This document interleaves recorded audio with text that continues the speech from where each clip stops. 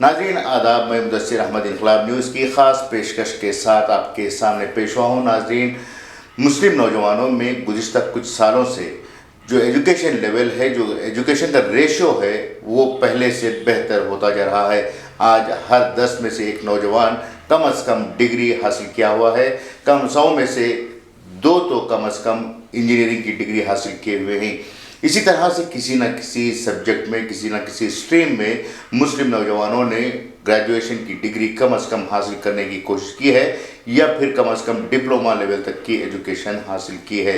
لیکن ان نوجوانوں کا سب سے بڑا المیہ یہ ہے کہ یہ نوجوان روزگار سے نہیں جڑ رہے ہیں۔ اس کی اہم وجہ یہ ہے کہ نوجوان اپنی پوری طاقت صرف اور صرف ڈگری حاصل کرنے کے لیے لگا رہے ہیں۔ اس کے بعد کس سسٹم میں جانا ہے، کس لائن میں جانا ہے، کس رخ میں جا کر وہ روزگار حاصل کرتے ہیں، اس کا انہیں کوئی اندازہ نہیں ہو رہا ہے۔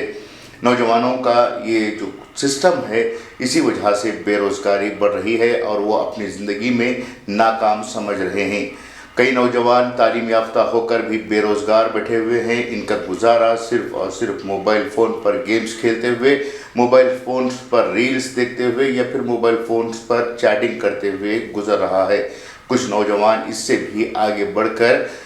بری راہ اختیار کر رہے ہیں، ڈرگس میں ملوث ہو رہے ہیں، اور ساتھ ہی ساتھ کرائم میں بھی ان کا ریشو بڑھ رہا ہے۔ کئی نوجوان ایسے بھی ہیں جن کو آج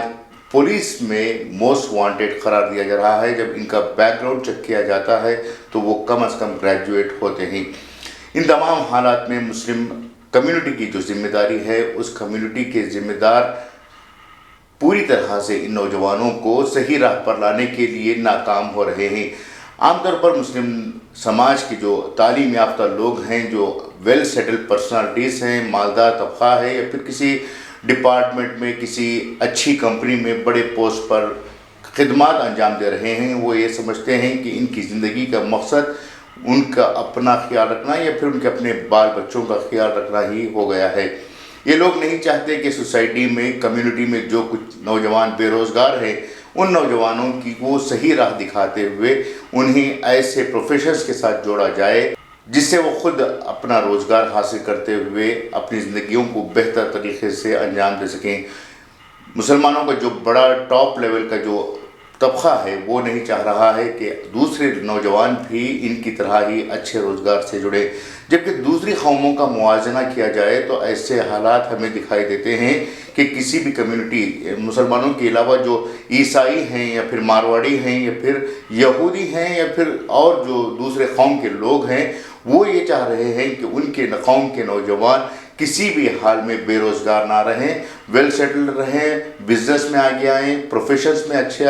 طریقے سے آگے آئیں۔ ساتھ ہی وہ چاہتے ہیں کہ ان کے نوجوانوں پر کسی بھی طرح کے داغ نہ لگیں۔ ان حالات میں مسلم نوجوانوں کو صحیح راستے پر لانے کی ذمہ داری مسلم سماج کے لوگوں کی ہی ہے۔ مسلمانوں میں اکثر یہ دیکھا گیا ہے کہ وہ قرآن کا حوالہ دے کر بہت سے اچھے کام کرنے کی کوشش کرتے ہیں، قرآن کا حوالہ دے کر وہ عبادتوں کو انجام دیتے ہیں، لیکن جس قرآن کی بات یہ لوگ کر رہے ہیں اس میں ایسے کئی ٹاپکس بھی ہیں جس کے ذریعے سے نوجوانوں کی اصلاح کی جا سکتی ہے، انہیں روزگار سے جوڑا جا سکتا ہے۔ قرآن کے مختلف آیتوں میں کہا گیا ہے کہ ایک مسلمان دوسرے مسلمان کا بھائی ہے، ایک مسلمان کو دوسرے مسلمان کا تعاون کرنے کی بھی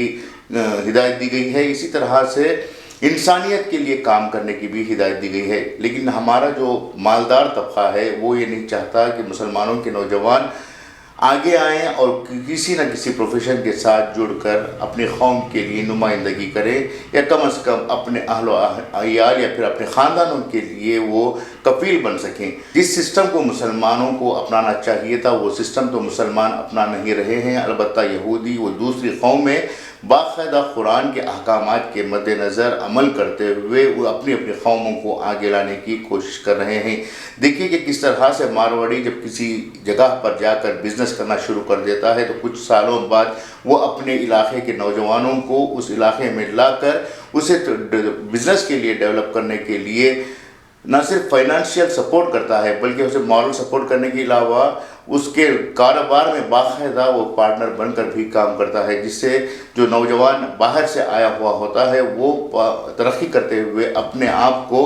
دوسرے لوگوں کے لیے بھی ایک ذریعہ بنتا ہے، ایک سورس بنتا ہے۔ اگر اس سسٹم کو بھی مسلمان اپناتے تو کیا ہی اچھا ہوتا، لیکن مسلمانوں میں ایک طرح کی جو حسد یا جلن ہے، وہ جلن جو ہے انہیں آگے لانے کے لیے روک رہی ہے۔ مسلمان خود نہیں چاہتے کہ ان کے نوجوان ترقی کریں، کیونکہ وہ چاہتے ہیں کہ وہ اپنے سماج میں سب سے ٹاپ پوزیشن پر رہیں اور جو باقی مسلمان ہیں وہ ان کے ماتحت رہیں، ان کے پیچھے آگے پیچھے دوڑتے رہیں۔ اس طرح کا جو نظریہ ہے وہ نظریہ ہی مسلمانوں کو کمزور کرتا دکھائی دے رہا ہے۔ جب واقعی میں مسلمان قرآن کے احکامات کو ماننے والوں میں سے ہیں تو انہیں جاننے کی ضرورت ہے، کہ کوشش کرنے کی ضرورت ہے کہ قرآن میں بزنس پلاننگ کے لیے، روزگار کے لیے کس طرح سے وہ احکامات دیے گئے ہیں۔ اگر اس سسٹم کو مسلمان اپنانے لگیں گے تو یقین جانیے کہ مسلمانوں میں جو بے روزگاری کی شرح ہے وہ کم ہوتی جائے گی، اور مسلمان اپنے آپ میں ایک سیلف ایمپلائمنٹ یا پھر اچھے پروفیشنز کے ساتھ جڑیں گے۔ اس کے علاوہ ہم آج کی اس ویڈیو میں یہ بھی کہنے کی کوشش کریں گے کہ جو نوجوان اعلیٰ تعلیم حاصل کیے ہوئے ہیں، جو نوجوان انجینئرنگ کی ڈگری یا ڈپلومہ کی ڈگری حاصل کیے ہوئے ہیں، انہیں اسکلڈ ٹریننگ سینٹرز کو قیام کرتے ہوئے ان کے بہتری کے لیے ایسے پروگرامز کو پلان کیا جائے جس کے ذریعے سے وہ اچھے کمپنیوں میں روزگار حاصل کریں، یا پھر اچھے کمپنیوں میں روزگار حاصل کرنے کے بعد آنے والے دنوں میں خود ایسی کمپنیوں کو قائم کر سکیں جس کے ذریعے سے پوری سوسائٹی کو فائدہ پہنچے۔ اگر ان چیزوں پر غور کرنے کے لیے مسلمان جڑتے ہیں تو بہت بڑا فائدہ ہوگا، لیکن افسوسناک بات یہ ہے کہ مسلمان ان مدوں پر جڑنے کے بجائے باہمی اختلافات کو بڑھاوا دینے، اپنے آپ کو یا پھر بڑا بنانے کے لیے یا پھر اپنوں میں سے نقص نکالنے کے لیے جڑتے ہوئے دکھائی دے رہے ہیں۔ جو مسلمان آج ویل سیٹل ہیں انہیں اس بات پر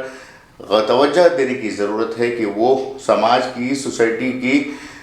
ترقی کے لیے کچھ کام کریں۔ اگر ایسا کیا جاتا ہے تو یقیناً مسلمانوں کو پسماندگی سے باہر نکالا جا سکتا ہے۔ یہ تھا آج کا اہم پیغام، امید کہ آپ کو پسند آئے گا۔ میں میزبان مدثر احمد آپ سے اجازت چاہوں گا، پھر نئی پیشکش کے ساتھ دوبارہ پیش ہوں گا۔ تب تک کے لیے اجازت دیں، شکریہ۔